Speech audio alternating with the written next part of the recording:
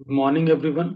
आज का जो टॉपिक हम इस वीडियो में कवर करेंगे वो एक लॉजिकल प्रोग्राम है, that is find sum of digits of a number. तो अगर हमारे जावा प्रोग्राम में हमारे पास एक नंबर प्रोवाइड किया गया है एंड हमें उस नंबर के जितने डिजिट्स हैं उनका सम फाइंड करना है, तो वो हम यहाँ पे देखेंगे। फॉर एग्जाम्पल, हमारा नंबर है 5623, तो दैट इज अ नंबर। तो इसके डिजिट्स का सम क्या बन रहा है, दैट इज 5 + 6 + 2 + 3, दैट इज 17। तो ये हमने अपने प्रोग्राम में लॉजिक बनाना है कि हम एक नंबर के डिजिट्स का सम फाइंड कर सकते हैं। ठीक है।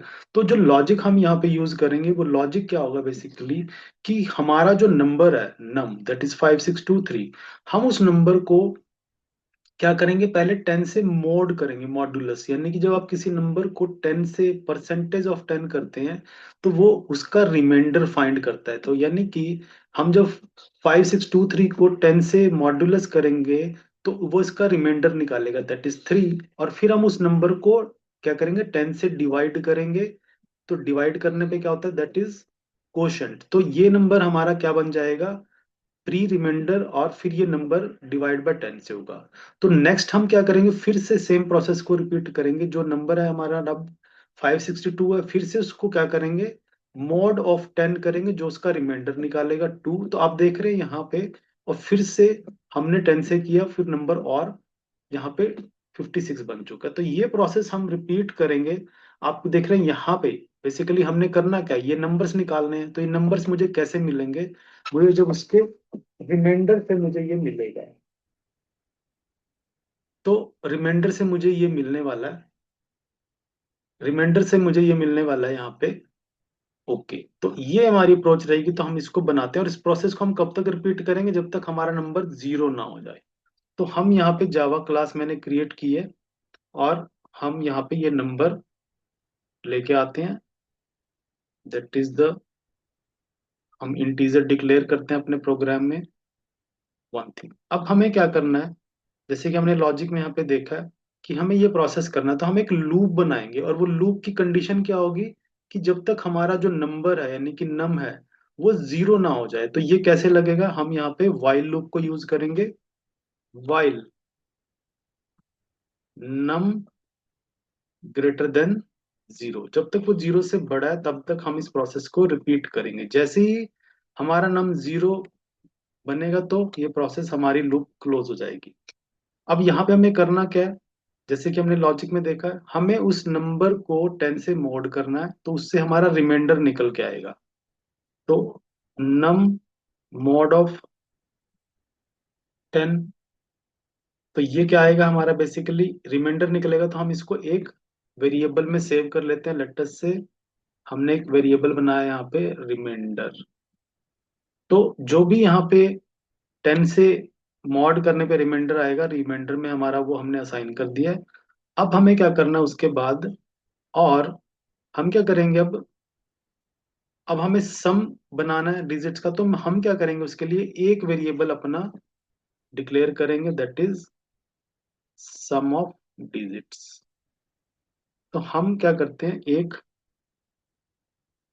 वेरिएबल डिक्लेयर करके रखेंगे जिसमें हम एक्चुअल में डिजिट्स का सम स्टोर कराएंगे। इनिशियली हमने उसको जीरो रखा है।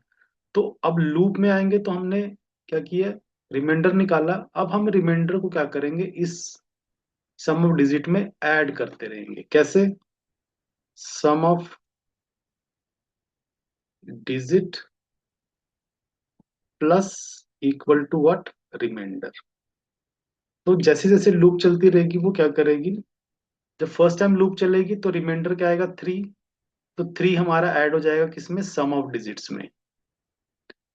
In the same way next iteration में फिर 2 आएगा, वो हमारा सम ऑफ डिजिट्स में ऐड हो जाएगा। और क्योंकि हम यहाँ पे प्लस इक्वल टू कर रहे हैं तो वो पिछले नंबर को स्टोर करके रखेगा हमेशा। और हमें नेक्स्ट स्टेप में क्या करना है, num equal to num divide by 10, ताकि हमारा, अब हमने लूप जो बनाई है वो क्या करेगी, एक आइट्रेशन में रिमाइंडर को पिक करेगा और उस नंबर को 10 से डिवाइड भी कर देगा, ताकि नेक्स्ट टाइम हमारा जो नंबर बने वो एक डिजिट और पीछे आ जाएगा। 2 को पिक करेगा, फिर 6 को पिक करेगा, फिर 5 को पिक करेगा, इन सो ऑन। तो ये हमारा प्रोसेस यहाँ पे बनने वाला है। और एंड में हम क्या करेंगे, जब लूप हमारी कंप्लीट हो जाएगी, हम यहाँ पे अपना रिजल्ट प्रिंट कराएंगे, सिस आउट, और लिख देते हैं हम यहाँ पे सम ऑफ डिजिट्स इक्वल टू, क्या आ जाएगा हमारा, कौन सा वेरिएबल होगा, सम ऑफ डिजिट्स जो हमने बनाया। तो यहाँ पे हम प्रोग्राम को करते हैं रन,